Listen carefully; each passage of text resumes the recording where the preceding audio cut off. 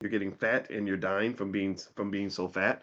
And ultimately, we're dealing with the consequences of having a government that cares more about, a government that cares more about money and Israel than about its own people, right?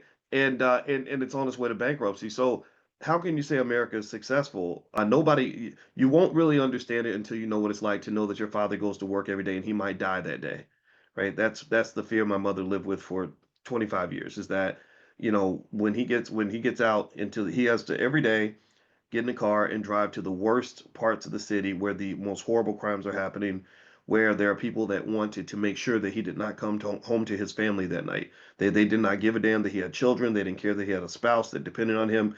All they wanted to do was make sure he was dead. So he was dealing with that type of stuff every day. A lot of people don't understand that, and they talk about it, and I just don't say a word about it because I grew up around that, right? So my point is to say that the idea that many of us have that the rich famous celebrities are living better than the rest of us is absolutely untrue. I know rappers who've been killed.